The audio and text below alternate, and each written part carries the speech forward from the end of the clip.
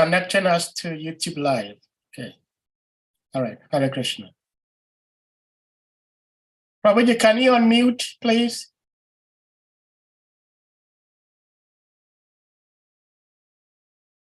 Good. Oh, something's wrong here. No, we can hear you. Oh, you got muted again.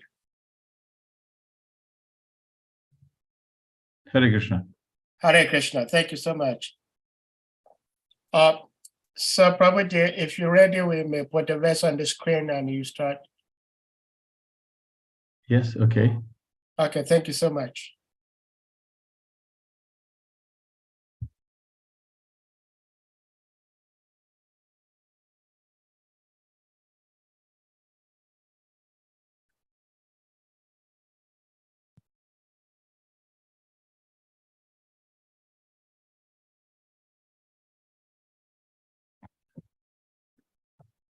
Can I start? Yes, Prabhuji, please. Okay, thank you so much. Hare Krishna. It's a bit too small for me, but I can read from my iPad. Okay. Okay, Hare Krishna. So thank you, everyone. Wonderful opportunity to read Srimad Bhagavatam with all the devotees. Very glorious seva. So today we are reading Srimad Bhagavatam, first canto, chapter 18, entitled Parikshit Maharaj Cursed by a Brahmana Boy. And today's text is text 18. All right. Om Namo Bhagavate Vasudevaya. Om Namo Bhagavate Vasudevaya. Om Namo Bhagavate Vasudevaya.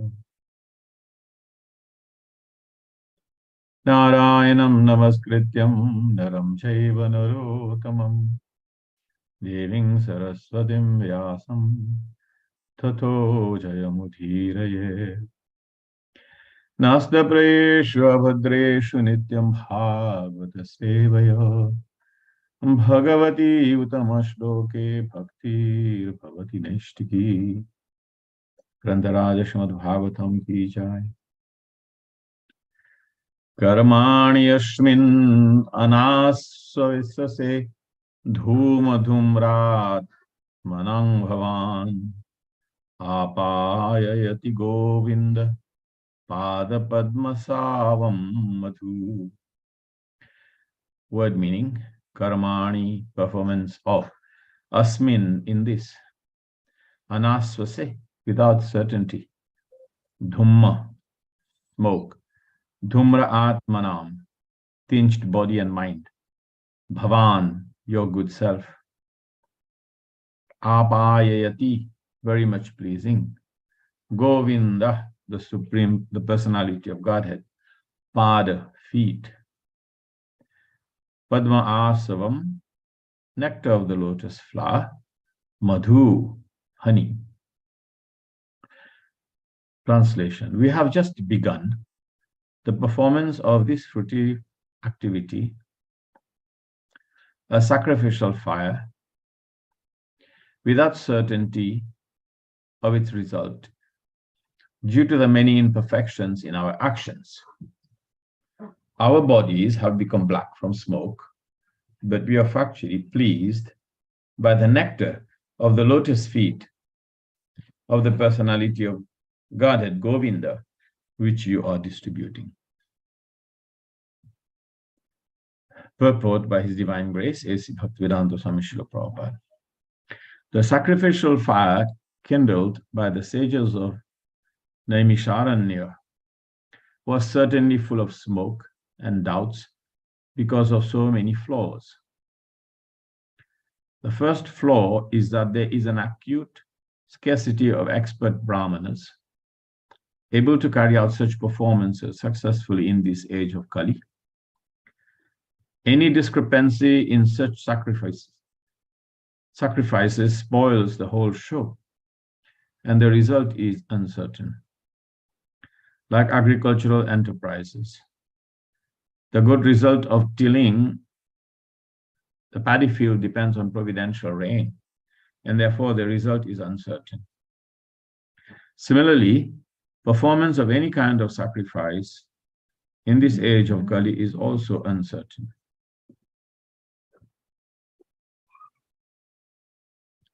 Unscrupulous, greedy Brahmanas of the age of Kali induce the innocent people to such uncertain sacrificial shows without disclosing the scriptural injunction that in the age of Kali there is no fruitful sacrificial performance, but the sacrifice of the congregational chanting of the holy name of the Lord.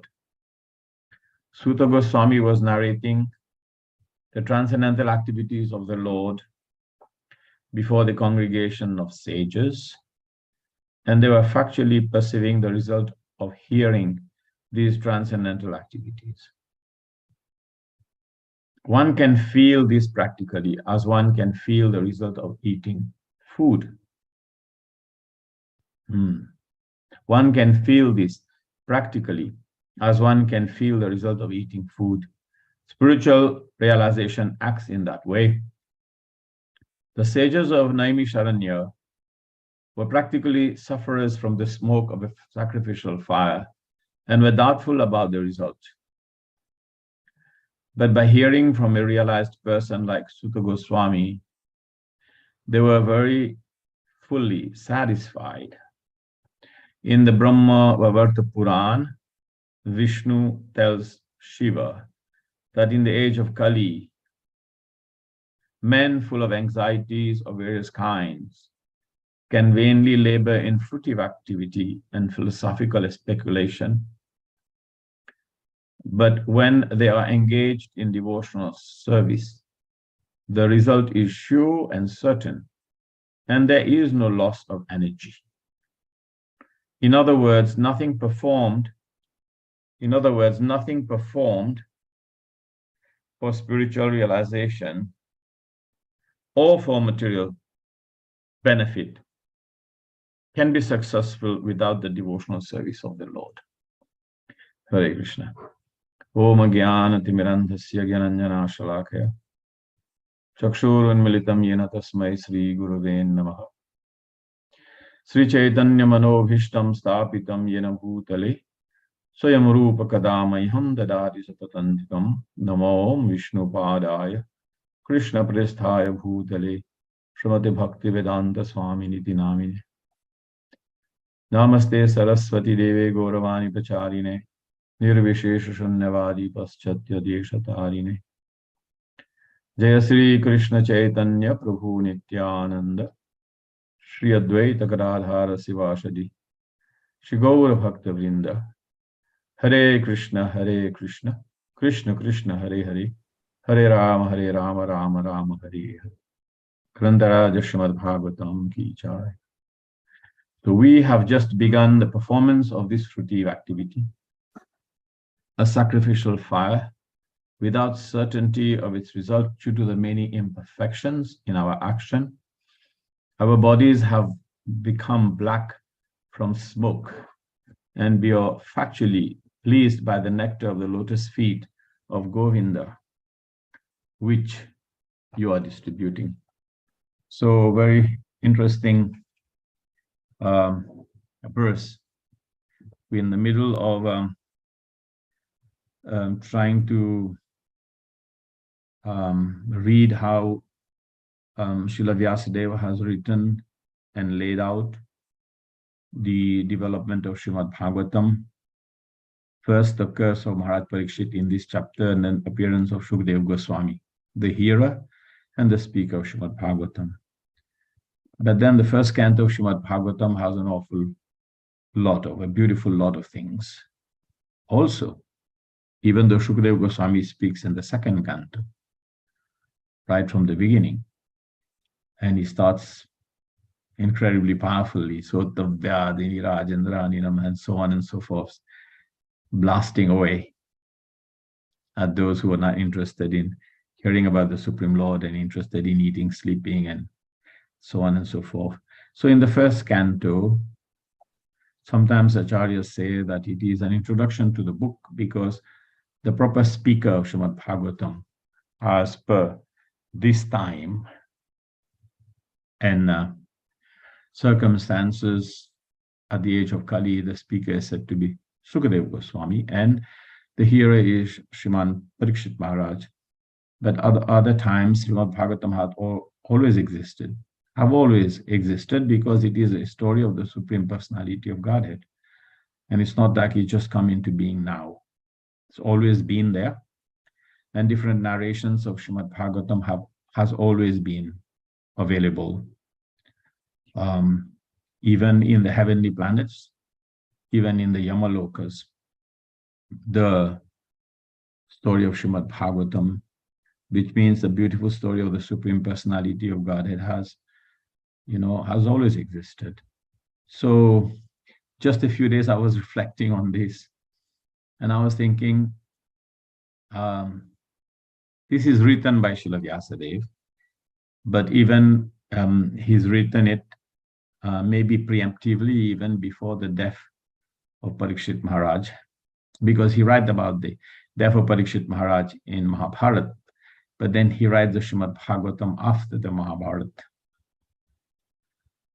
But the narrations of the Srimad Bhagavatam have been there. So there's a difference in between the writing of the book, Srimad Bhagavatam by Srila Vyasadeva, and the narrations of Srimad Bhagavatam that have been there in so many different ways and means. And even narrations of Srimad Bhagavatam, for example, Sankarshan talks to Rudra, and then talks to the 4 Kumaras, and then 4 Kumaras talk to Sankhayana Muni, and then it comes down to the 4 Kumaras, and that's a different version, and then they talk about it to Maitreya Rishi, which is in the 3rd canto. So here the narrations are Sutta and Saunaka. And it gives first canto gives a prelude, or like setting the scene for the Srimad Bhagavatam. But in itself, there's so much of it, because Sutta Goswami is sort of, maybe we can call it number 3 speaker of the Srimad Bhagavatam here in this set of situation, because Vyasadeva has spoken to Sukadeva Goswami, and Sukadeva Goswami has spoken and to Parikshit, and Sutta Goswami has heard, has listened carefully, and he has absorbed all the verses and everything adequately, and now he is propagating the glories of Srimad Bhagavatam. And in a parallel situation, the wonderful Brahmana sages, I say Brahmana sages because Shuddha Goswami in the 3rd canto, he calls all the sages Dvijas. So the Brahmanas assembled, a large number of Brahmanas assembled, some say 80,000, and they were trying to perform at the onset of Kali Yuga 1,000-year sacrifice. 1,000-year sacrifice, because they were worried about what's really going to happen in the age of Kali. They're very concerned, and as often Srila Prabhupada says, at great inconvenience and personal effort, Brahmanas and sages and saintly persons, they work for the benefit of everyone. So they've assembled here, and they're trying to find out what's the best thing they can do to get some result, to ward away the evils and the ills of impending Kali Yuga. And in the 1st canto, I think 1st chapter, text 4, this is also described, that the Sutta Goswami, when he was approached in that chapter, the sages had qualified the present situation, and they said that the age of Kali is such that you have to explain to us in the best way possible for us to easily understand, and everyone can apply and easily understand the most important principles that we need to hear. So the setup has been there, right? So in the first canto, when we hear Sutta Goswami and Shaunaka Rishi discussing, right? It's also Bhagavatam. It's not like first canto is not Bhagavatam, because second canto, Sukadeva Goswami, because first canto is there. But then we were wondering, what are the different formats of, I'm coming to the topic, but what are the different formats of the other Bhagavatams? And then I was saying earlier that I was thinking that in the next edition of the written Srimad Bhagavatam, this is purely speculative and you can shoot me if you want, you know, this is purely that it possibly there will be episodes, narrations of how one saintly person from Gaudadesh, from Bengal, went to the Paschata Desh, and he delivered, you know, people who are completely unqualified to the practice of devotional service, and he propagated the message of Srimad Bhagavatam throughout the world. Because that is something, because it is a dynamic presentation. So in the future editions that will come in the next Dwapar Yuga, and this wonderful episode of how the Srimad Bhagavatam has come to the West, and how the Srimad Bhagavatam is being preached, propagated, and its message being disseminated, and people are practicing Krishna consciousness by the glories of Srila Prabhupada. And rightly so, as it is explained, you know, everyone, all the different races can actually practice Krishna consciousness. So this is happening. So just to lay some kind of a, understand the situation here. Sutta and Sukadeva Goswami. Sukadeva Goswami has spoken, Sutta Goswami has heard. Now he's addressing the sages, and the leader of the sages here is our illustrious Shaunaka Rishi. And he is putting up a proposition to Sutta Goswami. Obviously, Sutta Goswami has already started glorifying from the onset, chapter 1, chapter 2, chapter 3. He's the one who's been narrating different discussions. It's Sutta and Shaunaka has been narrating. And they've been, Shaunaka Rishi has been asking questions and Sutta Goswami is answering. And in between answering all these, he's including all the different conversations of different personalities, such as Yudhishthira Maharaj and Bhishma, and you know, Dronacharya and Aswathama, and so on and so forth. And Krishna going back to Dwarka and his discussions with personalities in Dwarka. So all that is there in the first canto, but all these narrations coming from Sutta Goswami. So that means that they've been hearing some nectar for a while before he makes a statement. When he says our bodies have become black from smoke, but now we are factually pleased by the nectar of the lotus feet of the personality of Godhead, that means that for a while they've been hearing about this. And now he's evaluating and he's saying, we had begun this performance of fruitive activities, which means that they were doing yajnas.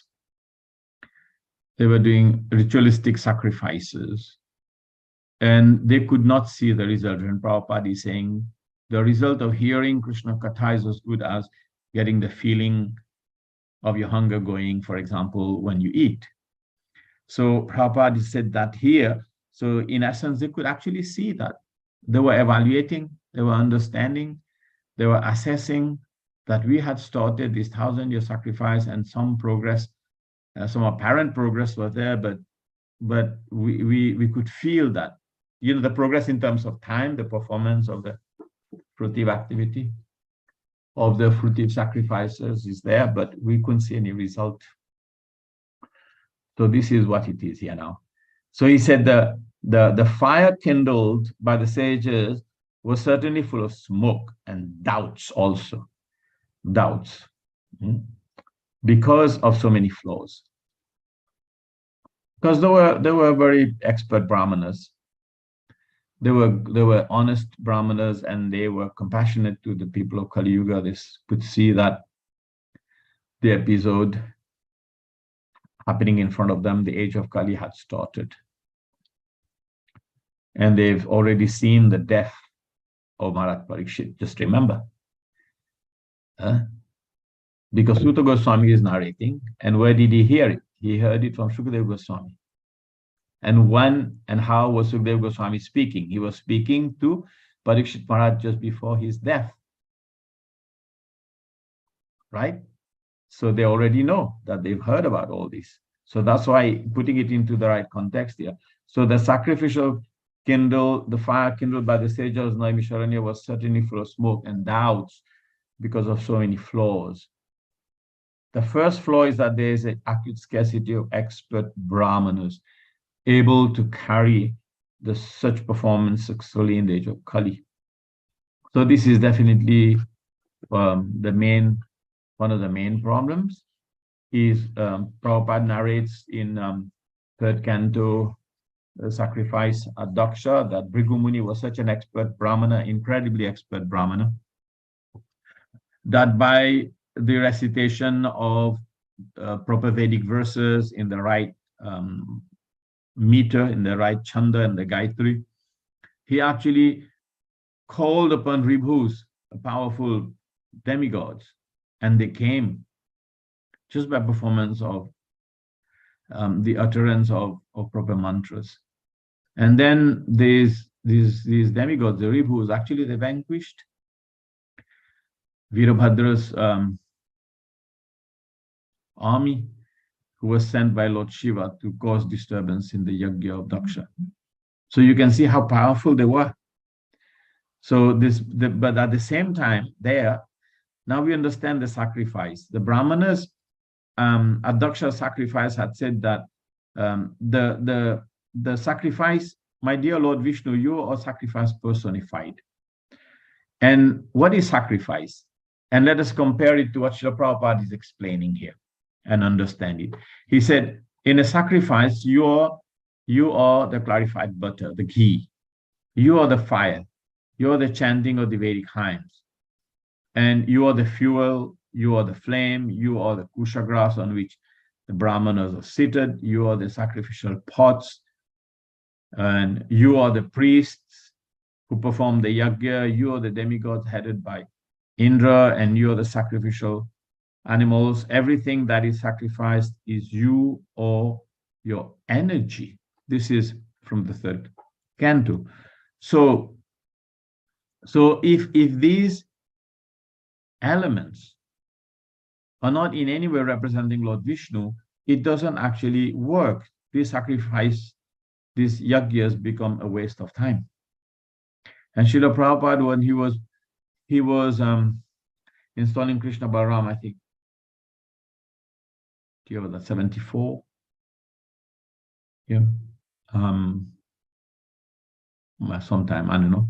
So in Krishna Balaram Mandir, he called upon the brahmanas, local brahmanas, some important brahmanas, to conduct the fire sacrifices for the installation of the deities. But Prabhupada had commented that I didn't want to do that. But because, I'm setting up a very important temple, the negative criticism that we will get because we are not doing the proper sacrificial ceremonies and so on, then it will be spoiled. So he said, at great expense, we call these brahmanas, and they were doing these big yajnas and big sacrifice. And he said, otherwise the chanting of the holy name of Krishna would have sufficed.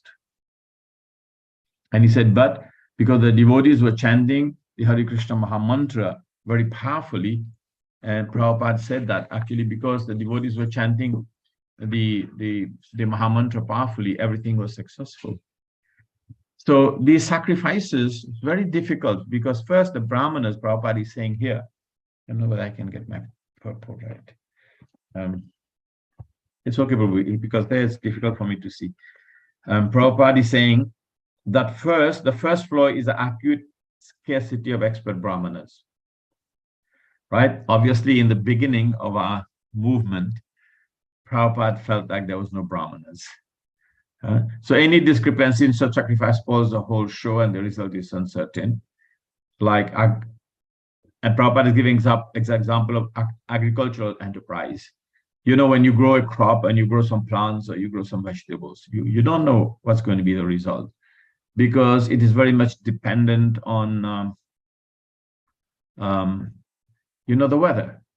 the rain, the wind, the sun, the heat, the moonshine, and so on. So he said that, agricultural produce enterprise is uncertain because of that. So he said the good result of tilling the paddy field depends on providential rain, and therefore it is uncertain. He said similarly, in Kali Yuga, this kind of performance of sacrifice is also uncertain. And he said also because now he's qualifying or disqualifying the Brahmanas by saying this point. He said unscrupulous Brahmanas in the age of Kali induce innocent people. Because if they know that it doesn't have much benefit, they know also that they cannot chant the mantras properly. At one point, it is, you can read that there are 4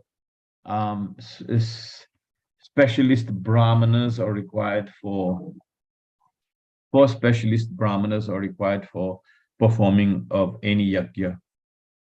There's one, he has to chant the mantra, one I think has to do the procedure, then one has to correct, I don't have the exact list.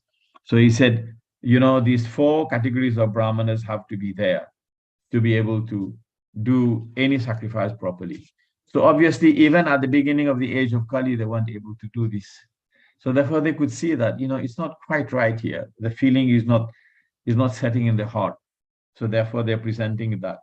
And he said then that Sukadeva Goswami was narrating the transcendental activities of the Lord before the congregation of sages. And they were factually perceiving the result. So for those who have maybe have had some background or have had the opportunity to have practiced some level of, rites and rituals in Sanatana Dharma, Hindu religion before joining Krishna consciousness, and how we skipped from being a Hindu to being a Krishna devotee, we could also feel that, this is more tangible. We are doing all these rituals every day. In my family, for example, we were doing these rituals every day in the morning, evening. We're not doing yajnas, but we're doing prayers, we're doing pujas. We had different, we were mostly worshiping Lord Ram in our home and Lord Krishna, but we also had the demigods, and we could not really understand that Krishna was the Supreme Personality of Godhead, not in a definitive way, in a strong definitive way. So then, because of the wrong understanding, the wrong consciousness, and the wrong approach, we were not getting the result. And then suddenly, when you jump to Krishna consciousness and start chanting the holy name of Krishna, and Krishna says, and Prabhupada says, Krishna, the Supreme Personality of Godhead, and this thing is just like great utterance, a Mahavakya. It removes all doubts, and then you read the books, and Prabhupada repetitively, he's explaining Krishna as the Supreme Personality of Godhead, and you come to that point, then you see the difference. So here the sages could see the difference. Hearing about the Supreme Personality of Godhead, Sri Krishna, it was not just a given because it was, beginning of Kali Yuga, end of Dwapar Yuga. Krishna was there just a few years ago. It wasn't given. Because why? Because generally people are more interested in fruitive activities and mental speculation. That's general. And then people will tend to gravitate towards devotional service slowly through Varnashram, through the Purusharthas, but not always easy for people to be directly involved in the worship of Lord Vishnu. So he said the sages of Namisaranya, therefore, they could see the result of hearing from Sutta Goswami. And therefore, they're evaluating here that we had become black, we smoked, but now things are looking bright. We're hearing the nectar of the lotus feet of the Supreme Personality of Godhead, and it's great, it's very good. So the sages of Namisaranya were practically sufferers from the smoke and were doubtful about the result by hearing from a realized person like Sutta Goswami. So the actual personality who had made the difference there in the assembly of the sages is actually Sutta Goswami. Sukadeva Goswami is kind of a second person narrating, because Suta Goswami is the one who is doing the yajna, who's kind of become the Vyasa Vachak. He's become the person qualified to sit on the Vyasasan and lead the congregation. And he is leading the congregation of the Brahmanas. And he's speaking the Srimad Bhagavatam.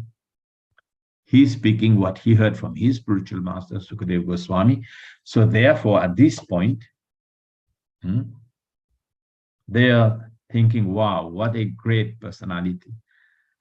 And Suta Goswami, in a way, he is empowered by Lord Balaram, because his father, Romaharsana, was killed by Lord Balaram, because Lord Balaram did not consider him to be a very suitable speaker. And because he was a Puranic, he was a good narrator of Bhagavad Puran and Srimad and other Puranas. And the sages had complained to Lord Balaram, now you killed him because he didn't act with the proper etiquette when you had entered the assembly. We have no one. Then he said, I can bring him back. He said, no, we respect your decision, but then who will do? Then he said, his son, Suta Goswami, which is the son of. So therefore he was empowered. Why was he coming after having heard from Sukadeva Goswami? Because then the original sort of presenter of Srimad Bhagavatam for us would be Sukadeva Goswami. And Suta Goswami is only narrating what is heard from Sukadeva Goswami. So therefore, he is now narrating to the sages. And his dialogue between the sages, Sonak Rishi, and Suta Goswami will be interceded in between all throughout the Srimad Bhagavatam up to the 11th, 12th canto. You will see that. So, but he's narrating what, just like someone who heard from Sukadeva Goswami. So from, they were fully satisfied. So that obviously they were fully satisfied because he was a greatly self-realized personality, empowered by Lord Balaram, Adi Guru, and empowered by Sukadeva Goswami, his spiritual master, empowered by his grand spiritual master, Vyasadeva and Narad Muni. And special concession was made for Sukadeva Goswami to even speak in front of Vyasadeva and Narad Muni. So can you imagine what kind of a speaker he was? And his student is Suta Goswami. So he's come and now he is propagating the nectar he's heard. Right? The nectar of the lotus feet of the Supreme Personality of Godhead, the Srimad Bhagavatam. The beautiful story of the Supreme Personality of Godhead and his devotees. That's called the Srimad Bhagavatam. So then, now Prabhupada is putting another point. He said, Lord Vishnu tells Lord Shiva that in the age of Kali, men full of anxieties of various kinds can vainly labor in fruitive activities. And because this is our fruitive activities and philosophical speculations. Because this is kind of our adhikar. This is where we are at because of previous births and previous inclinations and previous lives. We are not such fortunate lot to be born in the age of Kali. And that's what it is said here. Lord Vishnu tells Shiva that in the age of Kali, men full of anxieties of various kinds can vainly labor in fruitive activities and philosophical speculations. But when they are engaged in devotional service, the result is sure and certain. There is no loss of energy. So we may have an inclination for jnana, philosophical speculation. We may have an inclination for fruitive activities. But we can still approach the Supreme Lord. Akama, sarva kama, va moksha kama, udhara diti virana. Whatever desires we may have. Or we may be no desire, we may have desire for fruitive activities, desire for liberation, which is generally equated to desire for jnana. You know, we should approach the Supreme Personality of Godhead. Then, even though we may not be approaching the Supreme Lord for Uttama Bhakti, topmost category of devotional service, and we may be approaching the Supreme Lord as, for example, Artharti Bhakta, Artha Bhakta, Jnani Bhakta, or Jigyasu Bhakta. just being inquisitive or having material desires or being more like jnani. We may have all these inclinations, the 4 categories mentioned by Lord Krishna in chapter 7, text 16. Chaturvidha bhajante mam jana sukritarjana arthathati jigyasi gyani cha bharatarshava. 4 categories approach me. And Prabhupada in the purport talks about Dhruva Maharaj, who approach him because of intense desire for doing better than Lord Brahma. Intense desire to compete, intense desire to acquire great wealth, great prosperity. But he became successful because he approached the Supreme Personality of Godhead in devotional service. We had a small discussion with one of my Swami Maharaj friend here, and he said, how was it that he was doing Ashtanga Yoga? How is that devotional? But it was devotional service because he was meditating. He was given the process by the topmost devotee, Lord Narad Muni. So he was practicing correctly. He was practicing appropriately for that age. Ashtanga Yoga was recommended. So he approached the Supreme Lord through Ashtanga Yoga. He couldn't just, he could chant the holy name of Krishna only, but he was given the name through the Om Namo Bhagavate Vasudevaya verse. He was given the process of deity worship. Narad Muni asked him, you make with available means a deity form of the Supreme Lord, and with available means you offer whatever is there available to the Supreme Lord, and you chant the mantra, you perform austerities, and you concentrate your mind on thinking about the Supreme Lord. But how was this process of Ashtanga Yoga that he was described and given to successful? Because it was performed in devotional service. It was in devotional service. So Prabhupada put, in other words, nothing performed for spiritual realization or for material benefit can be successful without devotional service. So the Jnanis are successful, if so be it, for them to be successful, only when they approach it in devotional service. And the yogis also, unless at the end they develop some level of bhakti, they can never be successful. Why? Because everything in sacrifice, like the parallel is spoken by the Brahmanas at the Daksha Yajna, everything is the Lord, Vishnu. In everything they do, the fruitive activities, everything is Lord Vishnu. So if you're doing all these process, you're going through the whole procedure, you're going through the whole system of doing the sacrifice, excluding devotion to Lord Vishnu, how will that ever be successful? If you're doing for ulterior motives, then you will get a measure of success, even if it is not appropriately, you're not approaching it appropriately. Example of Daksha, example of Dhruva Maharaj.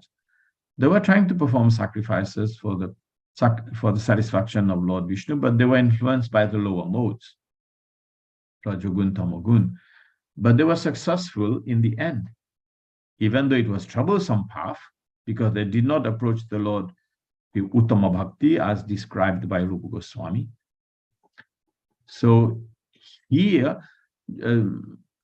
Rupa Goswami is directly telling them, we will just sit and hear the Katha of the Supreme Personality of Godhead. By hearing, the mind will be controlled, the heart will be purified. They will taste the nectar of the holy name of the Supreme Personality of Godhead.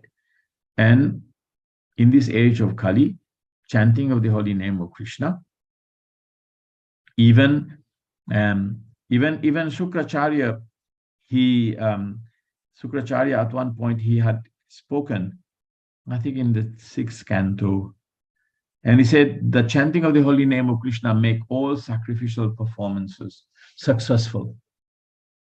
Even Shukracharya has said that. So if you chant the holy name of Krishna, we hear about the Supreme Personality of Godhead, then we can be successful. And our approach may not be topmost approach. So many examples, Srimad Bhagavatam are there of devotees not taking the topmost approach, but still the success is there. The success is there because we are approaching the Supreme Personality of Godhead. So here, all the assembled sages, the Brahmanas, the hearing from a very, very qualified devotee, Suta Goswami, and the hearing from the right source. The hearing from the right source. Sanatana Goswami had said that if you hear the narrations of Krishna Katha from someone who is not a devotee of Krishna, it is like hearing from someone just like taking milk touched by a serpent. So the hearing from the right person, that is the main thing. So therefore, the sages are saying, oh, we are so lucky to have you. We were all black with smoke, but now everything is going on very nicely. So this performance of this yajna, sankirtan, yajna, we all can become very qualified. The chanting of the sacrificial, the sacrifice of chanting of the holy name of Krishna. And SRIMAD BHAGAVATAM,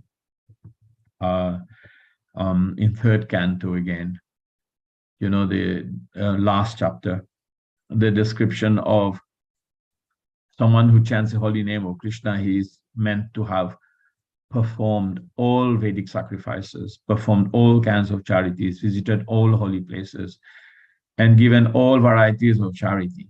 If just once he chanted the holy name of Krishna, right? Verse is Ahobata Sapacha Tutegaryan Yajivagre Vartati Nama Tumbhyam Te Pustapaste Juhu Shashnuraryar Brahmanuchur Nama Grinandiyate. Once if he chanted the holy name of Krishna, he is considered to have performed all these Vedic sacrifices and so on. So the glory of hearing SRIMAD BHAGAVATAM, and the whole first canto is now being evaluated after by this statement, said, oh, we are starting to feel the result already, right? And this is what Suta Goswami is saying, we are starting to feel the result. Wow, so nice. So we stop here.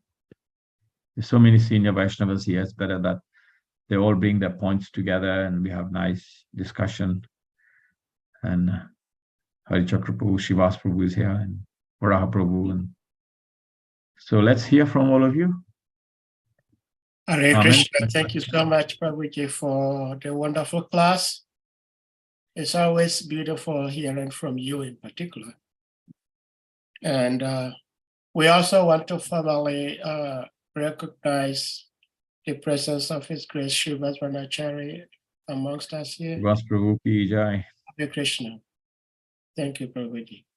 So, dear devotees, if anyone has a question, please indicate by using the hand emoji or use your natural physical hand, and you'll be asked to unmute to ask your question.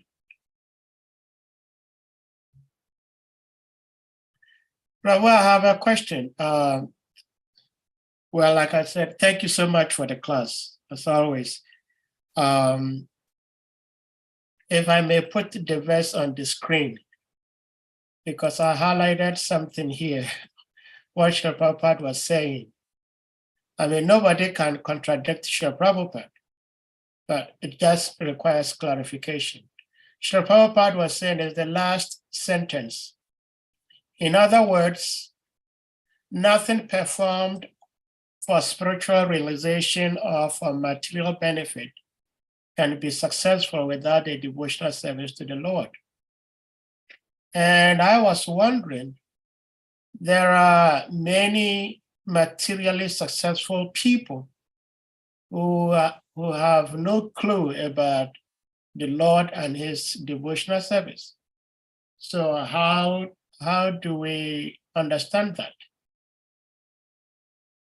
How you understand that? Can you put 1517 on the screen, or you 1517.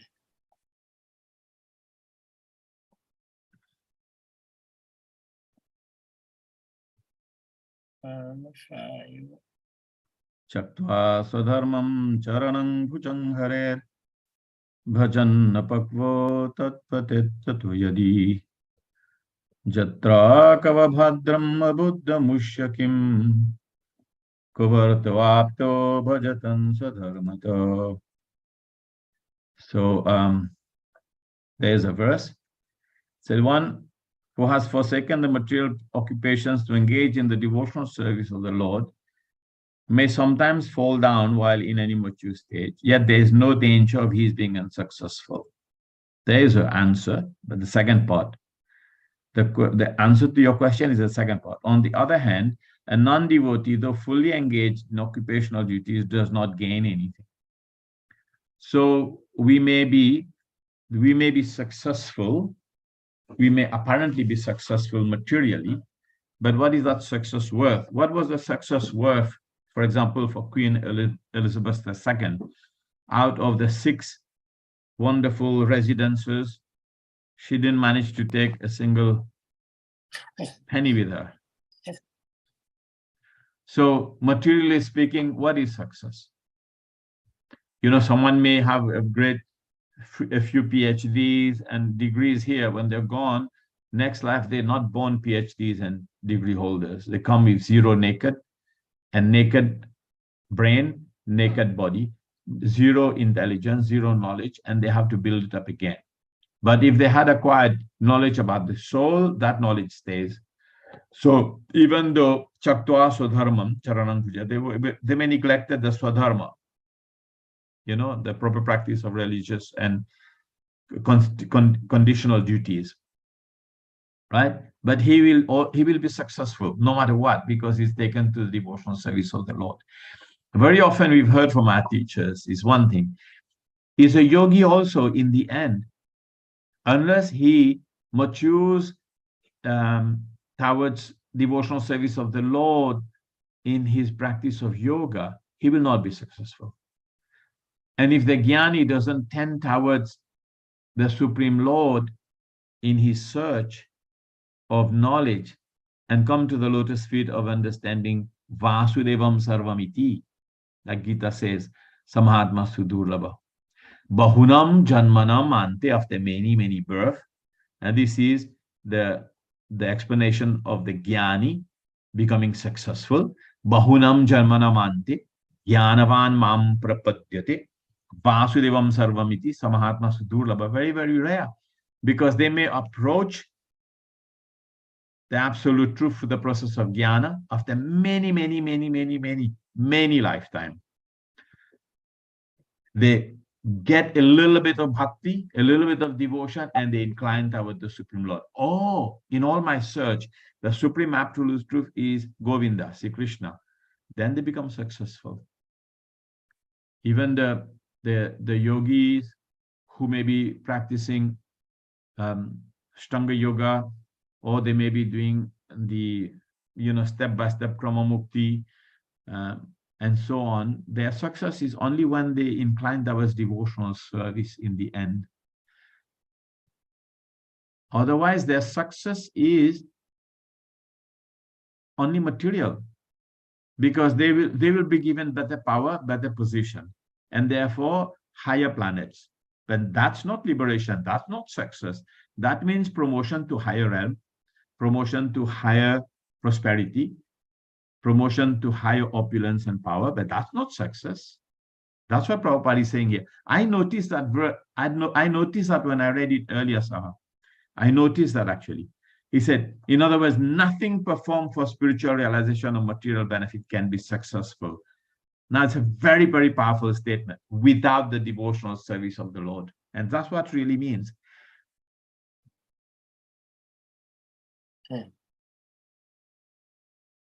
Thank you so much. Anyone want to contribute to what I said? You agree with that, or Shivas? Yes, I do. I mean, the explanation to what success means, I mean, clarifies everything. Success is not like material degrees or material acquisitions. Yes, so thank you. His Grace. Yes, but it is more than that, Sadhya Prabhu. Yeah. You're looking at half the picture. When you're saying we're looking at half, but Prabhupada says about spiritual, nothing performed for spiritual realization. That's one.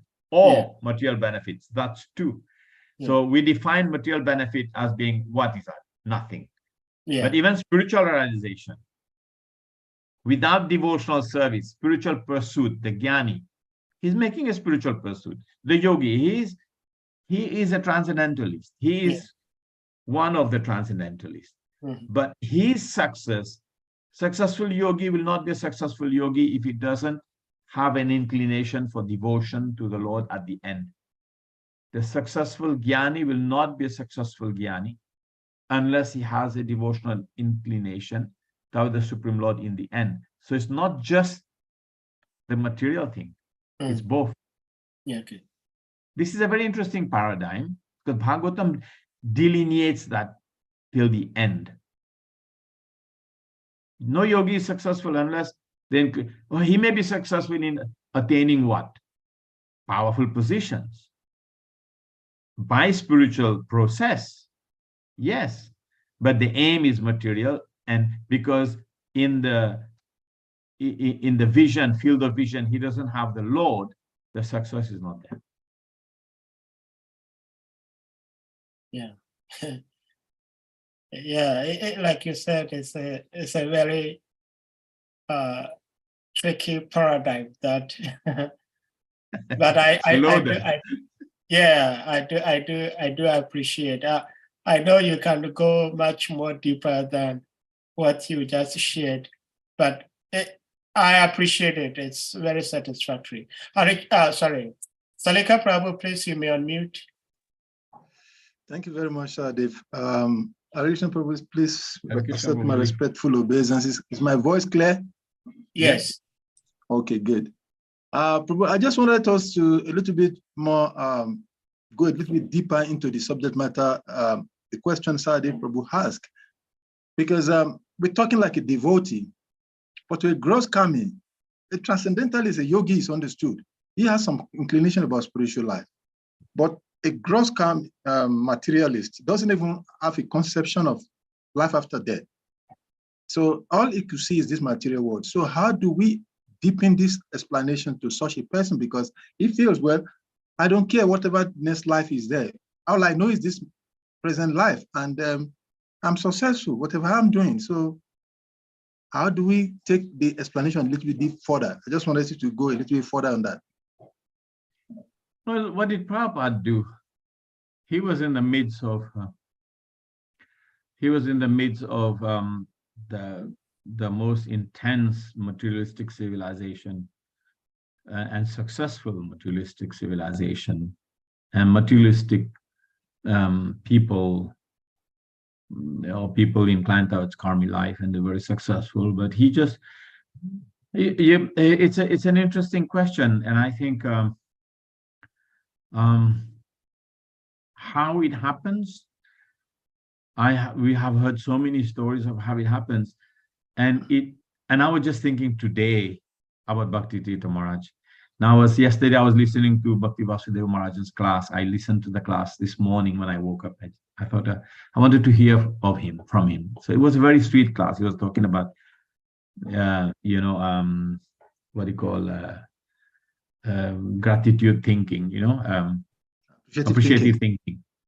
So I was thinking, how does these devotees become devotees of Krishna in a place where you had no material success, not great material success, for example. Some devotees may have had some material success in this part of Africa. And I was just thinking earlier, a couple of hours before, and I was thinking, because he had a very serious impact on me. I like that class he gave. I really liked that class he gave yesterday. And so I was thinking, how come? And I just realized, this is just the mercy of the pure devotee. This is the one factor that factors in, that you can plug in to energize that sort of that shift, to give that direction. It is the pure devotee of Krishna. He carries within his heart. When they asked Prabhupada about the same kind of question, how is it that we become devotees of Krishna? He said, and Prabhupada said, what could we have done? They asked Prabhupada, what could we have done in our previous lives that now we are in devotional service? Maybe I'm not answering the full question now, but I'm answering half of it. Prabhupada said, Nothing. I've created your piety. So how do we convince these people? Just by giving them what Prabhupada had given us, in the same way, giving out the books, trying to talk to them about the soul. Prabhupada did the very basic things because they're ignorant of the soul, they're ignorant of, the better values of life. They don't understand birth, death, and old age. And this basics reality. Prabhupada didn't go any deeper than that, in a sense. Doesn't it work? It worked for devotees in West Africa. It works for those in New York. Were you looking for a different answer? Not really, because I'm looking from the context of West Africa, like you pointed to that, because when we look at the Africa 30 years ago, 50 years ago, and when we look at Africa, especially Africa, and particularly talking about Africa now, in these decades, some 1-2 decades back to now, the paradigms have changed. I can imagine when we took to practically devotional service, the sense of belonging, and when I say sense of belonging means the inclination towards spirituality was still somewhat, prevalent. An average person has a moral, appreciative consciousness, but as the age grows up, and then this is not surprising because Bhakti Maharaj said these things, but then when he was saying it 3 decades, 4 decades ago, it was like he was saying something out of the blues. But we're seeing it in practical realities now, that an average person is completely almost zero when it comes to spiritual inclination or even moral code. And so therefore, there is a high prevalence of crisis, violence, and all kinds of things. And on average, it becomes more intensively difficult to preach to someone. An average person comes to the temple, he comes to the devotional service, even when you give him, he's not interested in reading, he's not interested in the process, he's not interested in anything, he just wants money. And nothing you say makes a sense to such a person. So that is the angle from where I'm coming from, because Bhakti Maharaj, he did give some classes in the past, and he was talking about how we have to change our approach to preaching Krishna consciousness along with the changing times. And that's why I'm asking, so that I can get some clue from you. Hard to answer that question. What is it? It is our internal direction, not adjusting to the changing environment, no strategic planning for developing the preaching, not proper, I don't know, like Bhakti Vasudeva Maharaj said, talent management. What is it? These things, or is it maybe the void that is left by Bhakti Tirtha Maharaj is not being filled? That would be the spiritual thing. What is it? I don't know. It may be a mixture of everything. Am I saying the right things are there? Yes, probably, yeah. I think I would say all the above. Exactly. Yes. All the above. We're lacking or missing all those things you just mentioned. I mean, there is a level of darkness, no? Yeah. There's a level of darkness when the Acharya leaves. Yes. Yeah. Yes. There's a level of darkness, and it takes a little time to dissipate. Yeah. It takes a little time to dissipate. So let us see. But so many wonderful preachers are coming, and we are all becoming a little bit more mature. As long as we stay attached to the mango tree, we will become ripe. And so things will, because we are bringing generational change to people's consciousness from one generation to the other. It takes a little time. But I can speak for Mauritius. In Mauritius, we're doing very well, I think. In terms of reading Prabhupada books, I think we are lacking a lot. We are lacking an awful lot. But in terms of the expansion of Krishna consciousness, I think we're doing absolutely fantastic. Okay. There were so many congregational satsangs. Like devotees must have addressed about 200,000 people in this 1 month. So much preaching is going on. Every day, Kartik, 50, 60 group meetings. Every senior devotee who could preach, is holding a congregational meeting and doing kirtan, offering lamps, chanting Damodarashtakam, homes, halls, and whatever.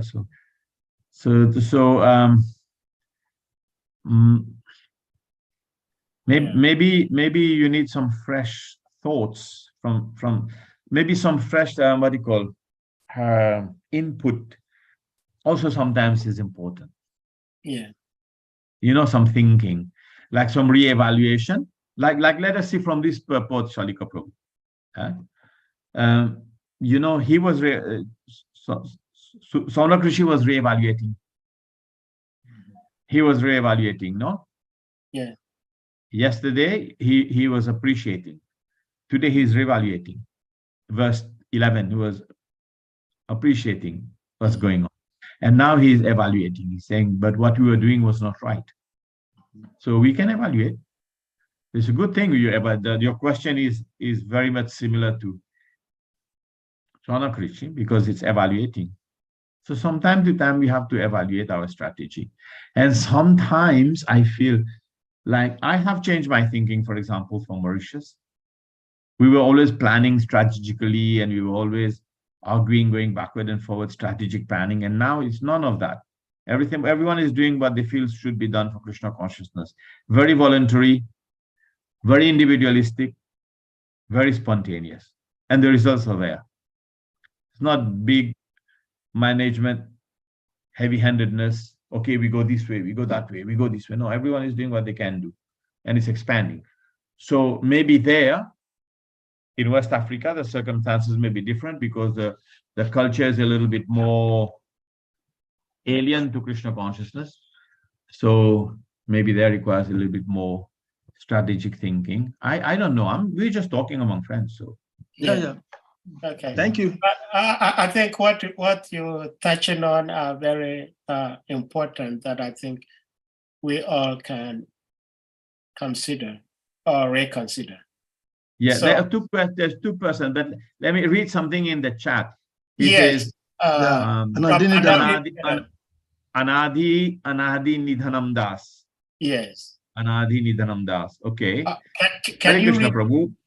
Okay. Then what do you make of the statement of Srila Prabhupada that nobody listened to a poor person?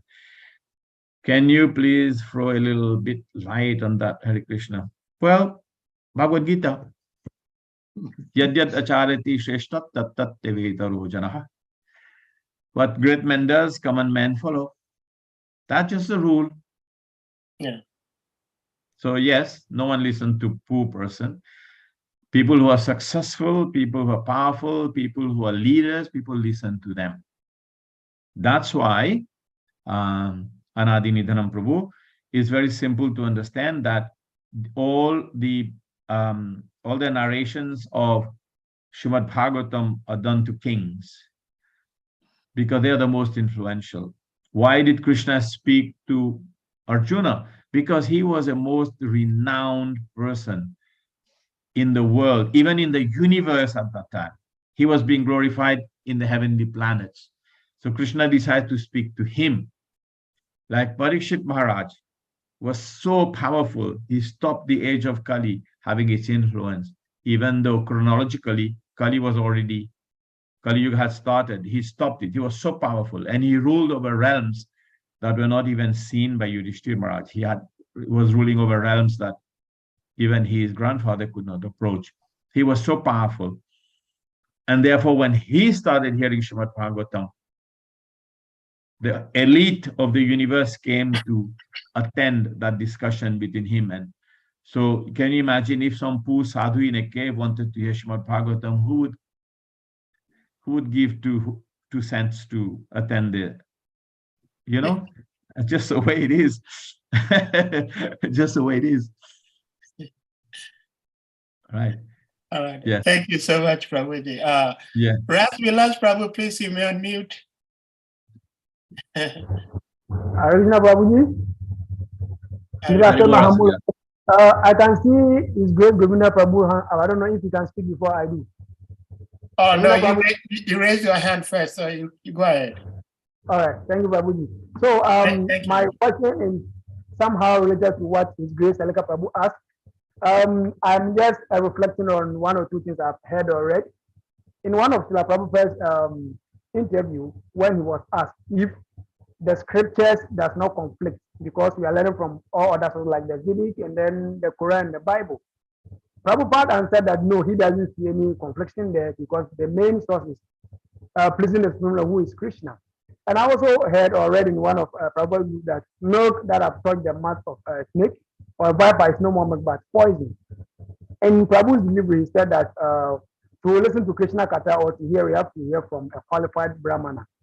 Here in West Africa, where we have the gospel being preached everywhere, we take buses, we hear them. We see the inscriptions on cars and even on billboards and display signs. We see all this and there are all sorts of information. Prabhupada also says that there are 2 ways of learning.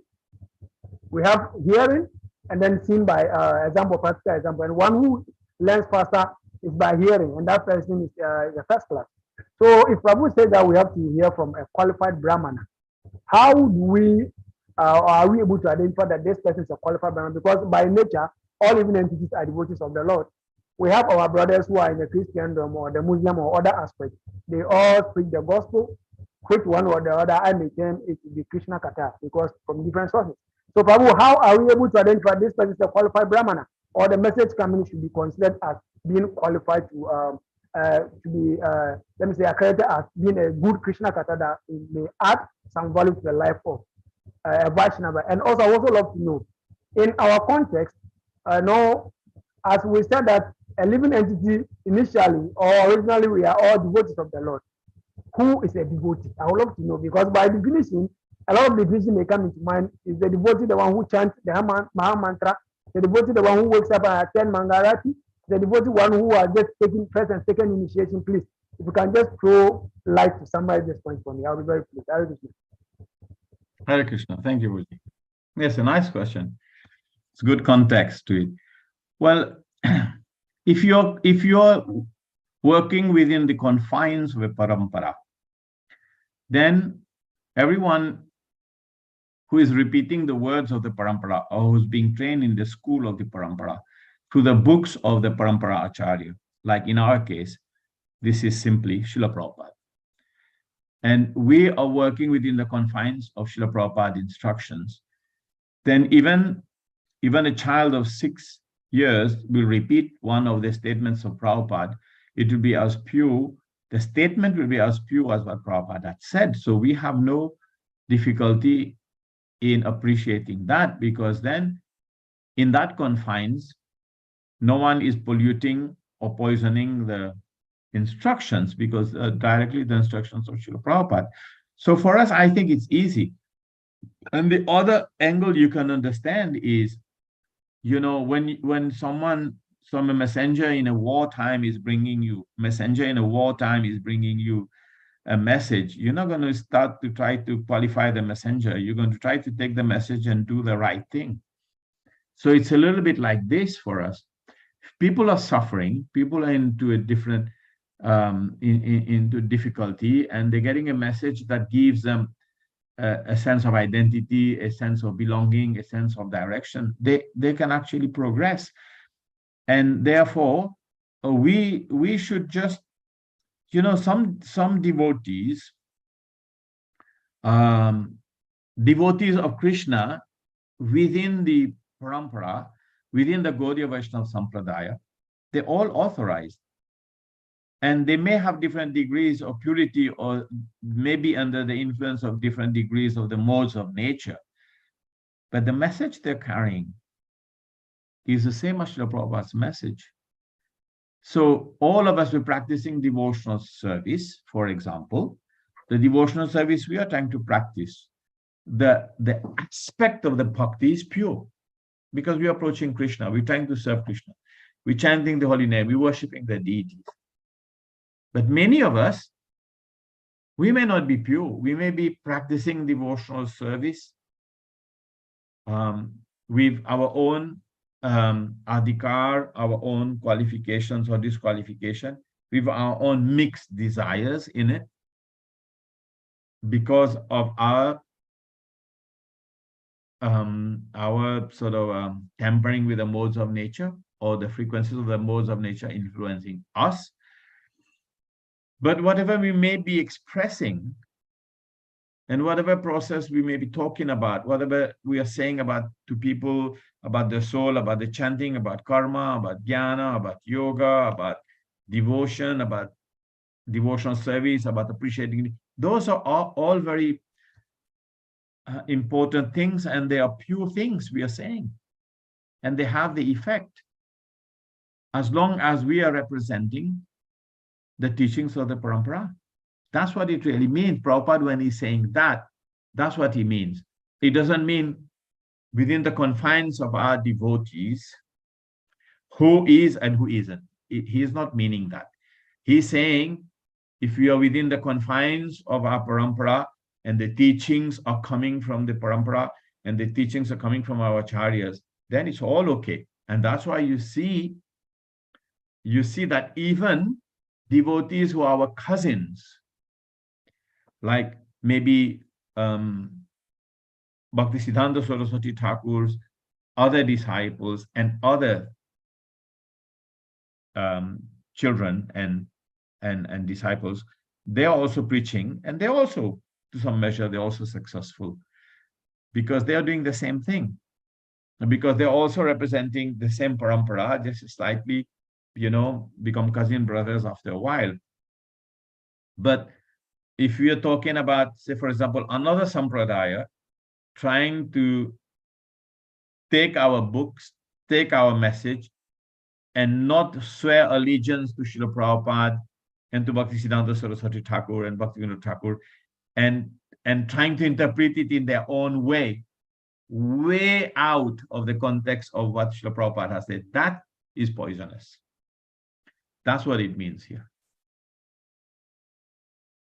So therefore, we have a unity of purpose, we have a unity of presentation, and we're all doing great. So I don't think we should be judging and analyzing in between ourselves. To the best of our ability, whatever we know, we are all presenting the right thing. Sometimes when we're young, we give classes with great passion and great oomph, and then we realize after 5, 10, 15 years, oh my God, I was speaking such nonsense. But it had an effect. It changed people because the message was right. The mood wasn't. And Prabhuji, thank you. If you may take his second question. The second question was, who is a devotee? Okay, what was the second question? Who was a devotee? Well, yeah. One who is actually repeating the words of the spiritual master. One who is seriously repeating what he's learned from the spiritual master. He represents the parampara. He's a devotee in that line. Okay, so Prabhu, his question was in the context of other religions, because if someone belongs to Hare Krishna and repeating what his spiritual master has said. Oh, okay. Well, you're talking about, yeah. When you said about Prabhupada said there's no difference between the Bible and this and that. Yeah. Prabhupada was being generally encouraging to everyone and didn't want to create a feeling of, sectarianism. And because he's Jagat Guru, he can also see that everyone from where they are, they can progress. At least they're recognizing God, the Supreme Personality of Godhead, or they're recognizing some element of the Supreme Lord. They may not have the right information about him. Yeah, but then that falls in the category of, for example, different people worshiping different demigods in the Hindu religion, and they think that the different demigods are supreme. So what does that mean? That means that they accept the Supreme, that they accept that there's Supreme Lord, but they don't know the identity. Bahudo Vishwato Mukha. They don't know the identity of the Supreme. So similarly, the other religion, they may have an understanding of a Supreme, but they don't know who the Supreme is and what is his clear identity. For example, in the Christian religion. And in the other Abrahamic religion, they also have an understanding of who is Supreme, but they don't have a clear definition, a clear understanding of who the Supreme is. So therefore, they may fall short of attaining that because they don't have the clear understanding. How can you love someone you don't know? Prabhupada used to say that. But they all have the right concept, the right idea, but the right goal is not set. Because the right sambandha, the right relationship with the Supreme is not set. So in that sense, the idea of getting the right goal is there, accepting the Supreme is there, but the whole knowledge surrounding who is the Supreme, what is the process, what is the goal, that is not there. So at least elementarily, they are aspiring to become devotees, that they have to find the right sambandha, the right path and the right relationship to progress toward the right Supreme Lord. So there is unity, but there's inadequacy. There's no disunity. Right. I don't know whether I've expressed it rightly. Yes. So that means wherever you find yourself, one can equally be a devotee, provided you still give reference to the supremacy, and wherever you find yourself, you can serve and become a devotee. If that's the conclusion you gave me. I didn't understand you. You're going too fast. I'm saying from what you said, will I conclude that wherever one finds himself, whatever sampradaya, once you give reference to the authority of his supremacy, automatically you are qualified to be a devotee, or you have some levels to qualify yourself to the point where you have the idea of knowing whom the Supreme Personality of God is. In that sense, you are qualified as a devotee. Yes, in a way, because one who, there's many definitions of that. Now, Prabhupada said a devotee is one who makes other devotees, for example. So depending on different degrees and different levels here. So I am at a loss to try to explain to you because I really didn't understand the full. Maybe Sahadev can explain to me the question a bit more. Yeah, what he was asking was that he has heard what you said, but does that conclude that if someone is following a particular sampradaya, they're worshiping God, but they do not have adequate information about the Godhead. They do not know who God is. But they're following, they're just practicing whatever the scripture is telling them. Do we consider such practitioners as devotees, or only when the practitioner knows the identity of the Godhead, we can conclude that he is a devotee? That was his question, if I understood him clearly. Okay, now I understand. Yes, I understand the question. It's a very interesting question. The thing is, the purpose of religion is to love God. And Prabhupada very clearly points out, you have to know God to love him. So how can you really have love of God without knowing God? Right? But if, for example, a Christian, he has an idea of God as a Supreme Lord, he will love him in the Shantaras, oh, he's great, he's merciful, he's kind, he can develop Shantaras. He can develop Shantaras. He can develop a mood of appreciation of the greatness of God, of the greatness of the Lord. Oh, he's wonderful, he's omniscient, he's all-powerful, he's all-merciful. All these are understanding of relationship with God in Shantara, in the mode of neutrality. So yes, he can become a devotee in the Shantaras. Do you understand that meaning of Shantara? There's 5 relationships you can have with God. First is Shantaras, neutrality. Then there's Dasyaras,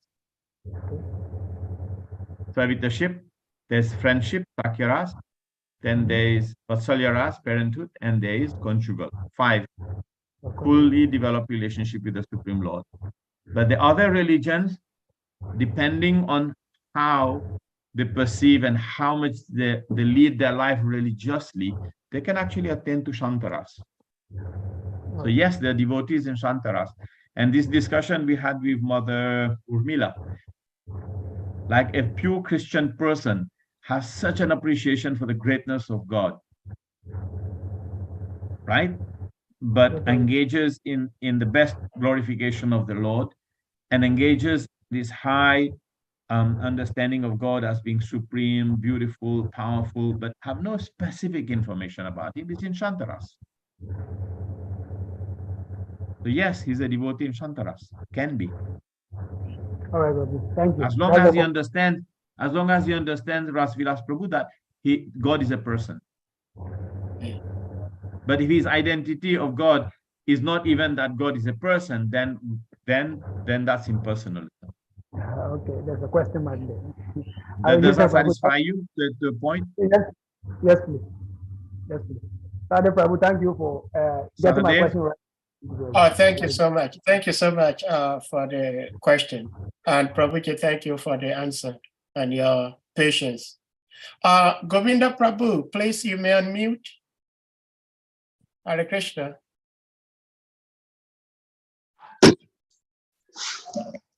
Hare Krishna, Prabhu.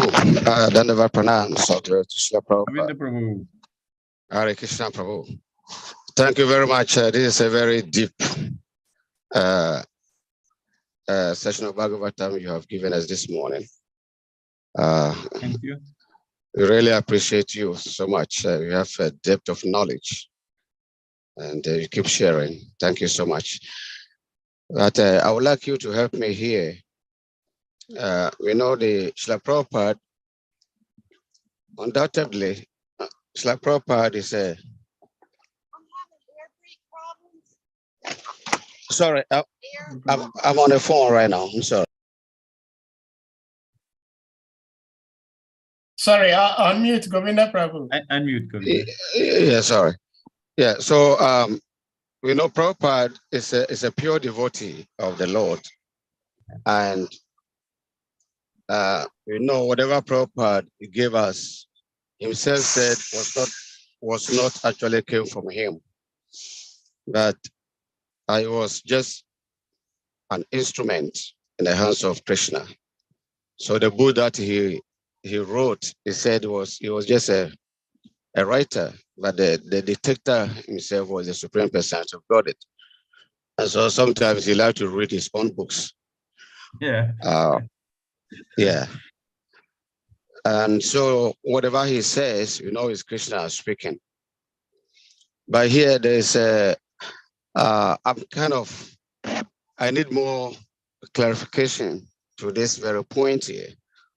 You know, the pure devotees, they speak according to the level of circumstance of the people in concern.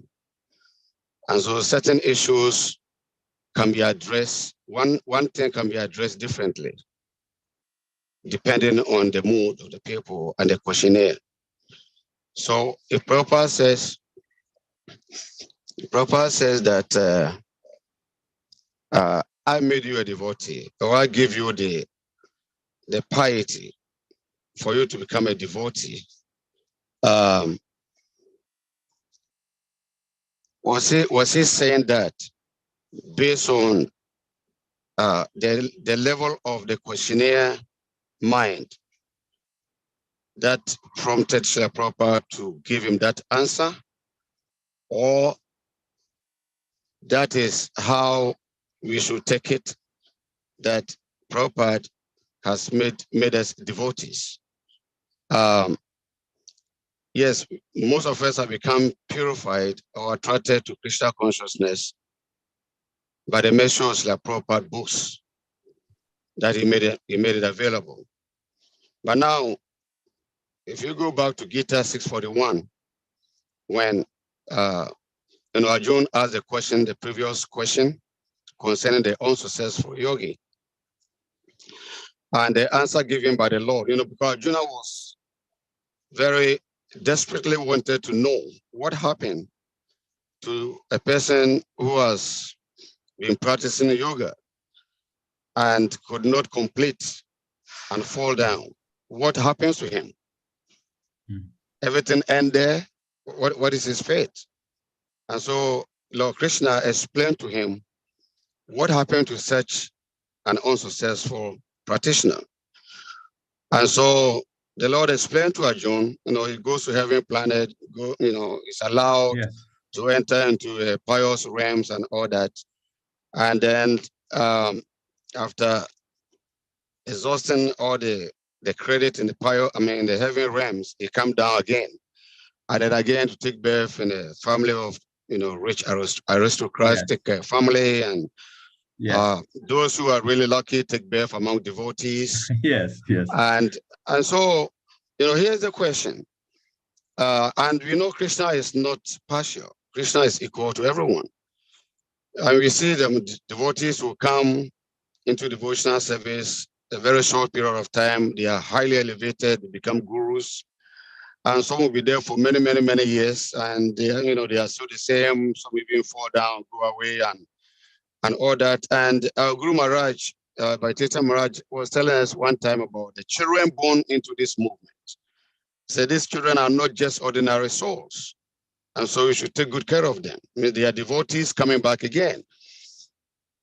I would like you to balance this to what Srila Prabhupada was telling that disciple, that I made you a devotee. Means you don't have any credit, but I give you the credit for you to become a devotee. I would like you to clarify this point. And with the fact that devotees fall and come back again as devotees. So who makes them devotees then? Or is it that they have the pious credit, right? So you want to reconcile these two things? Yeah. Well, very simply, Vishwanath Chakravarti Thakur says that one's devotion can only be had by someone else who has a devotion to give to him. For the simple and simplest of reasons, that bhakti, devotion, is independent. Let me explain that. Bhakti, devotion is completely independent of everything else. Absolutely everything else, which means no amount of good things, no amount of purity, no amount of charity, no amount of austerity, no amount of good birth, no amount of anything qualifies one to get bhakti. If any of these things, Janma, Aishwarya, Shruta, Siddhi, any of these things qualified one to have bhakti, bhakti would be dependent on these things. Think of it in a theological manner for this explanation that I'm trying to clarify.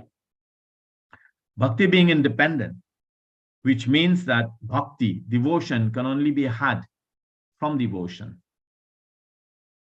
That means that someone who has devotion will give you a little bit of that, and then you can build it from there. It will grow from there. So that's what it really means. That's what Prabhupada said, and he said a simple tattva, a simple truth when he said that I am responsible for your bhakti, for your devotion, because this is the truth. Now, out of the Kanishta devotee, who is simply worshipping and he doesn't have a mood to share, he's just interested in temple worship, and the Uttama Adhikari, who sees everyone in service of Krishna, the Madhyama Adhikari, he distinguishes. Because with Madhyamadikari, he distinguishes those who are innocent, those who are inimical, he stays indifferent to them. And those who are devotees, he becomes friendly with them. And those who are seniors, he develops relationship with them. But the Madhyamadikari, according to Vishwanath Chakravarti Thakur in Madhurya Kadambini, he is authorized by Krishna to give devotion to others. He is the one and only in most circumstances. He's qualified. So when Srila Prabhupada says that, he says it as tattva, as absolute truth. Prabhupada acting on the platform of one who is giving devotion. He is an Uttamadikari, but he's acting on this level of Madhyama, giving out devotion to others. Why? Because you said one point. He said, because Krishna is equal to all. If Krishna took upon himself to give bhakti to A, B, and C and not give to D, E, and F, he will be blamed. You are being unjust. So he leave it to the devotees' discretion that he gives our devotional service. So from his bhakti, when you come in contact with his bhakti, his devotion in his heart, the flame of devotion in your heart, which is already latent, the potentiality of devotional service in your heart is there. Nitya Siddha Krishna Prema Sadhya Kabanoi. That is not what you call given by, that is not awakened by or sort of implanted by sadhana. The Krishna consciousness is in your heart, but it is awakened. Nitya Siddha Krishna Prema Sadhya Kabanoi Shravanadi Suddha Chitte Koroyodhoi. So by the process of hearing and chanting, which you get from the Madhyamadikari. So Madhyamadikari comes, he has a small candle with a lamp, with a light in it, and he lights your candle, and he lights the other candle, and he lights the other candle, and he lights the other candle. So the candle, the light of the candle of your heart is lit by the light of the candle of the heart of Srila Prabhupada and the devotees. So therefore the light gives light, bhakti gives bhakti, bhakti stays independent.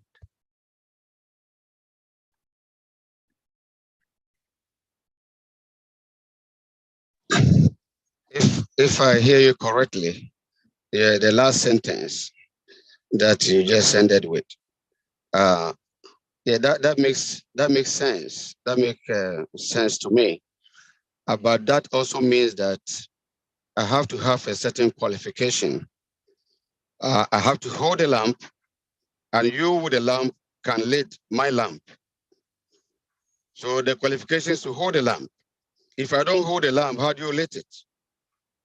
No, I mean, it's not a perfect example. So it's not. Yeah, no, I understand it's not a perfect example.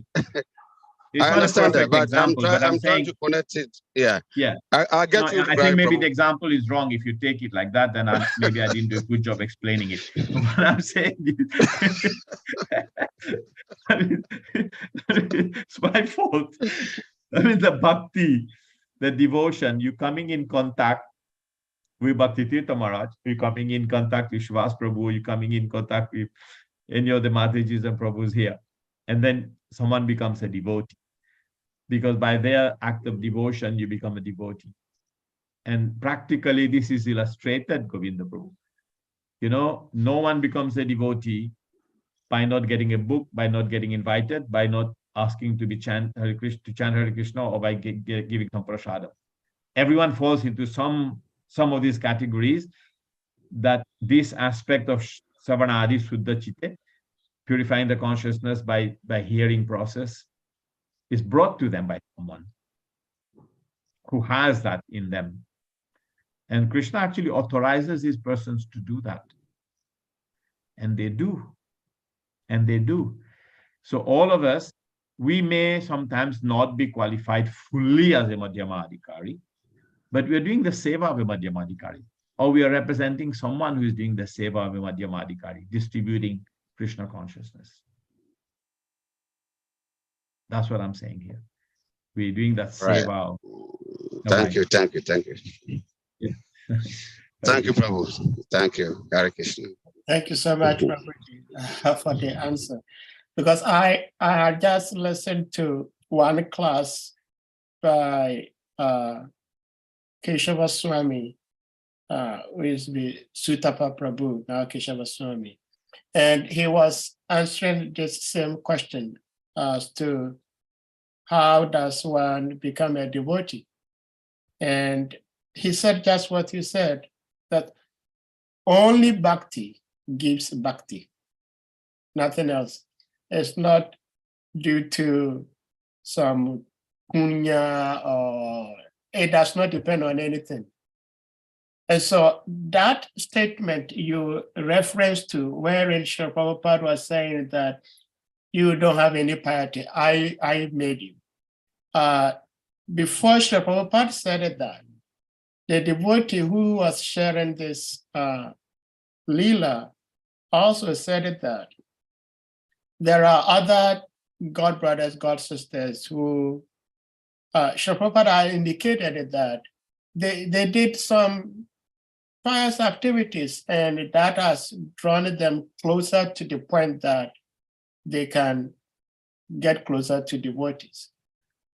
But he looked at himself and he said, Srila Prabhupada, look at myself, I don't see any piety. And then Srila Prabhupada says, so I think that was a direct statement Srila Prabhupada made to that particular devotee, that we should not take it like everyone in devotional service, Srila Prabhupada just gave it to us. In one sense, yes, but in another sense, some credits in our previous lives have brought us closer. It's up to us to take it or not take it. Yes. If you want to go a little bit more technical on that, if you allow me. Yeah, please go. Is the Shraddha, Madhurya Kadambini again. The Shraddha is the inclination towards the Supreme Lord in the heart. It comes from accumulation of Agyata Sukriti, unknowing devotional service, which means anything that is related to the Supreme Lord unknowingly, some maybe last birth, you know, maybe Shalika was not in Jos, maybe he was in Bombay somewhere, and someone gave him, so he gave him some prasadam, and he and then maybe 2 lifetimes he had something. I'm just making a hypothetical situation here, and then those pious credits, those pious credits, those sukriti, but sukriti related to bhakti, unknowingly related to devotional service, not just fruitive activities, but related to the Supreme Lord. Then it brings you the awakening in the heart for the desire to want to know about the Lord, which is called the first element of Shraddha. Now that Shraddha can be, in the beginning, can be Laukika Shraddha. Laukika Shraddha means due to some convention, due to some popular things happening, maybe Bhakti Tirtha Maharaj is a very charismatic person, and he's come and he's given a radio talk in Nigeria, and everyone is fired up. Wow, this man, he's so good, he's so this, and then let me go and hear him. You didn't come because when you saw Bhakti Tirtha Maharaj, all the verses of SRIMAD Bhagavatam convinced you. No. Some social convention, some arrangement, or maybe Varaha Prabhu invited you, or come and hear this Swami, or Shivas Prabhu invited you, and then you come, and or they're all going, intelligent people are going, so let me go. Laukika Shraddha, like that. That faith is awakened. But that faith has come to a point of maturity because of pious indirect devotional activities. Agyata, unknowingly, you've done something to awaken that little interest. But still, the lamp has to be lit by someone who has the potentiality of lighting the lamp of bhakti, one who has bhakti. Thank you so much, Prabhu. Oh man, this is so tasty. Shimamara Prabhu, please, you may unmute. So sweet. Dandava Pranam, Adwaita Prabhu. Varaha Prabhu. My obeisances to you. Jai Shri Prabhupada. All glories to all the devotees. Well, this discussion about what makes one become a devotee is very interesting. And your last comment makes me to want to give some references in the chapter in the Bhagavad Gita. Chapter 4, which is known as Transcendental Knowledge, Lord Krishna explained the different type of seekers of the truth and the different sacrifices they made in order to attain this knowledge. Yes. So we have all the different those who make sacrifices of being material, how this material goods, or those who sacrifice their audition, etc., meditation. Oh, okay. Brahmarpa, Brahmarpanam, and Brahma Brahma. A lot of Brahma in that verse, Yes. right? But then verse 39 and verse 40, the Lord states, who is the one who is qualified for this knowledge? So in one sense, who becomes a devotee? So he mentioned about faith. Shodava labate gyanam ta param samyantendriya gyanam ladva param shantim ashire nadigashati. So the Lord says there, that a faithful man who is absorbing, so many efforts may be there, but faith has to come first. So a faithful man who is absorbing transcendental knowledge, who subdues his senses, quickly attains this supreme spiritual peace. So the Lord gives faith as one qualification, and being absorbed in transcendental knowledge, becoming absorbed in the knowledge. I mean, and then text 40 says those who cannot, and text 40 says those ignorant and faithless persons who doubt the revealed scriptures cannot and do not attain God consciousness. Yes. For Very the nice. doubting, and there's no. So the chapter 4 is very interesting because it's entitled transcendental knowledge, and then the Lord gives the progression. What is that knowledge, and how does one attain it? So of course, attaining it is not just having faith. It starts from Talvidi Pranipet Patena, what you have been saying. One who has it, it gives it. By approaching a spiritual master, that's where it starts from. So Lord Krishna gives the process by which one can attain this knowledge.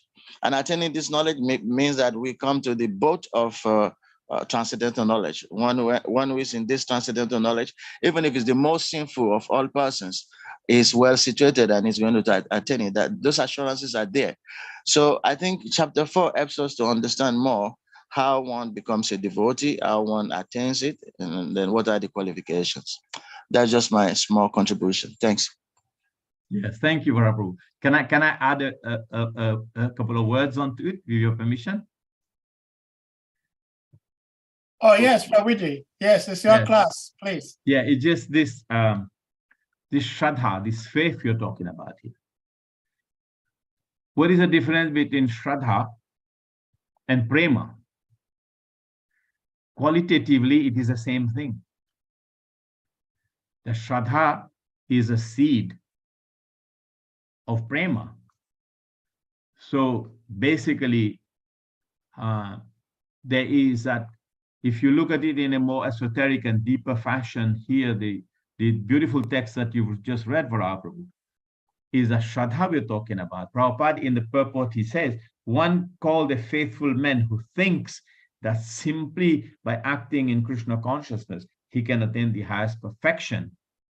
So that's what he qualifies as faith. So if you look at it simply, he says, one is called a faithful man. So a Shraddhavan is one who thinks that acting in Krishna consciousness, that is acting in devotional service, he attained Prema. So Prabhupada is paraphrasing it in very simple terms for silly laymen like me, and can understand it. But technically, he's paraphrasing a very important point here. He's technically saying Shraddhavan will become Premavan.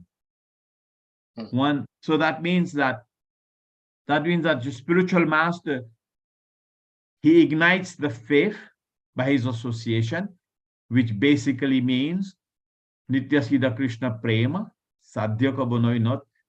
He ignites it, it's there. It will now grow into the Prema.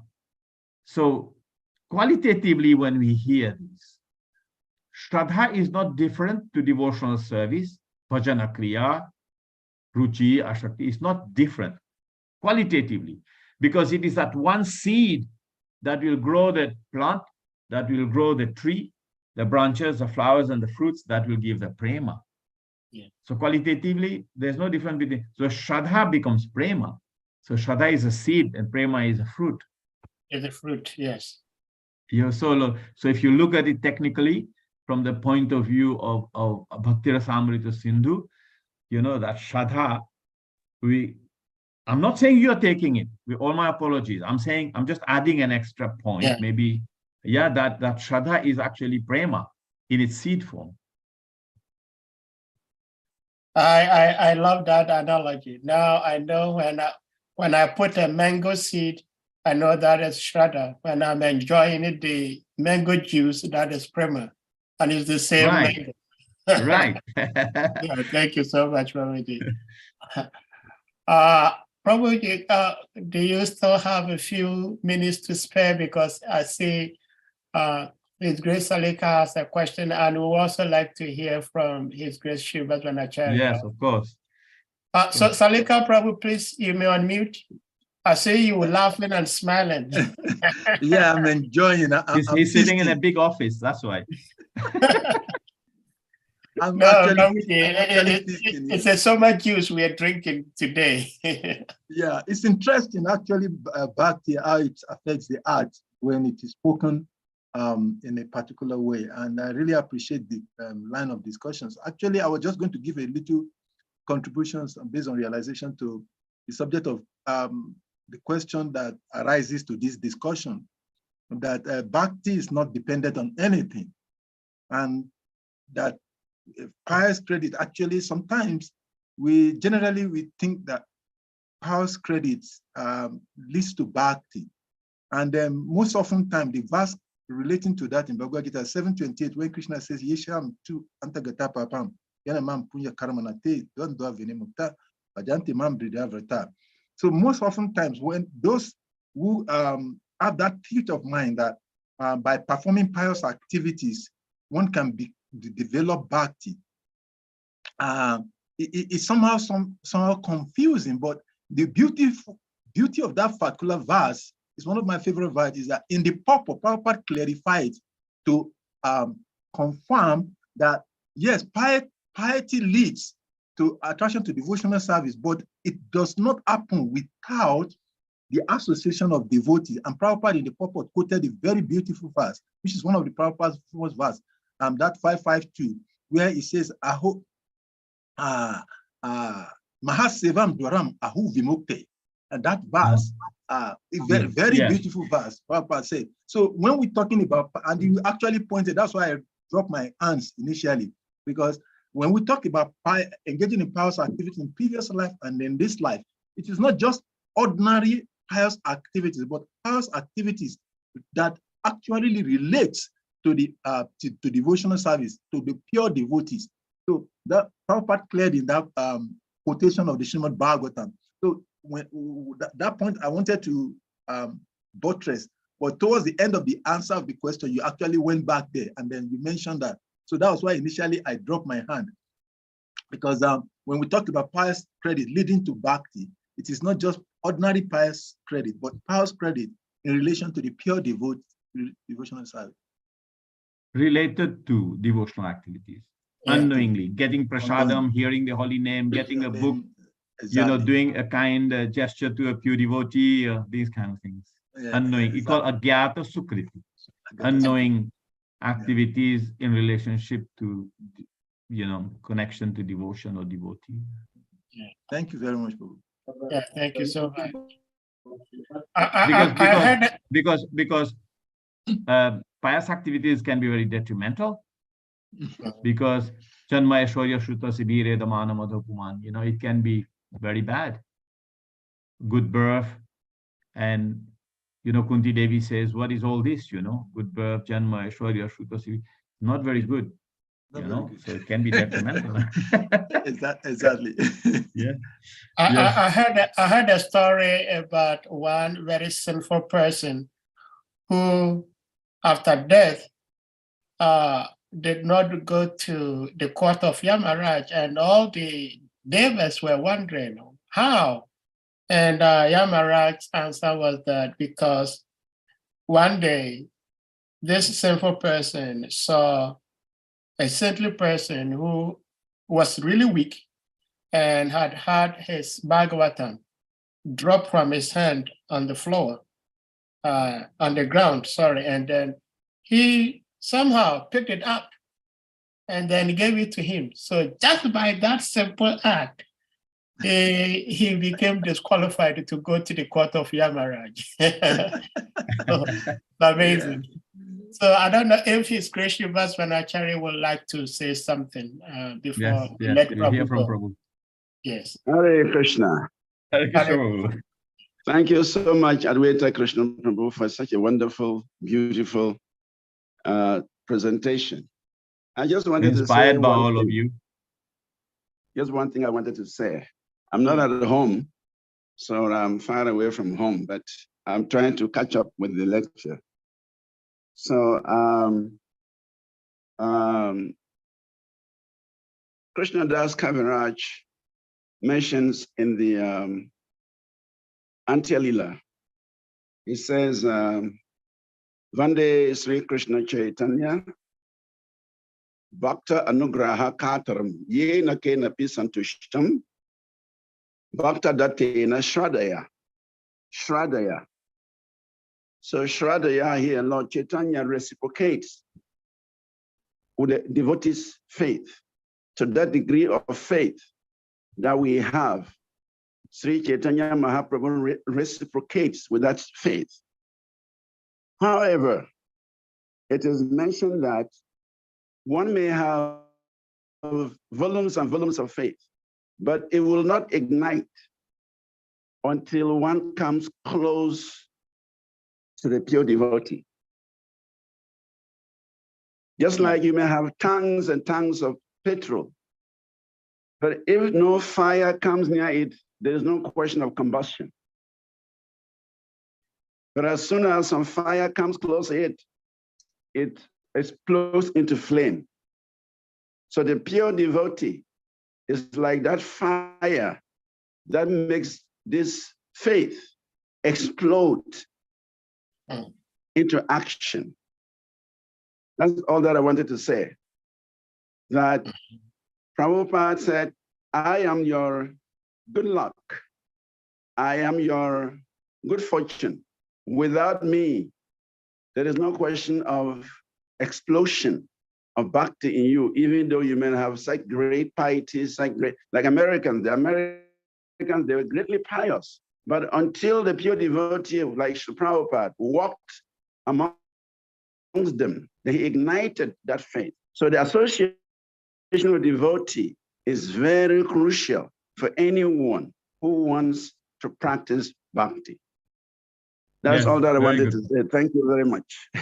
There's a very interesting, if you look at all the other conversions, Srivas Prabhu, Chaitanya Mahaprabhu, he didn't need a spiritual master to sort of technically, what do you call, speaking in sense of tattva. Yeah. Lord Chaitanya is the Supreme Lord. But then the conversion was done when he visited Prayag after the death of his father. And we see the same thing for so many other personalities. Even Lord Chaitanya, you know, when he was attending Gurukul, his school, and Narhari Sarkar and Narhari Thakur and Gadadhara Pandit were saying, oh, if only Lord Chaitanya can become a nice devotee. And so in essence, also the Bhakti Vedantas, they ignited the devotion of Narada Munis, yeah. Narada Muni. And Narada Muni again, you know, the faith was instilled by Suniti in the heart of Dhruva Maharaj, but it was Narada Muni who came. Yeah. Right? Narada Muni who came. And yeah. So We may have had faith in the Supreme Lord in West Africa, but it was Bhakti Tirtha Maharaj who came. And then lit it up. He came and lit it up. And now we are here by his grace. Yeah. Hare Krishna. Hare Krishna. Thank you so much. Well, Thank you. Wonderful. Thank you. Yes, I think, thank you so much. Devotees, I think we've all eaten to the brim, of our hearts. So we're going to humbly request you all to kindly unmute, and then we chant Hare Krishna Maha Mantra to express our appreciation to our revered speaker, His Grace Adwaita Krishna Prabhu. Jai. Hare Krishna, Hare Krishna, Hare Krishna, Hare Rama, Hare Rama, Hare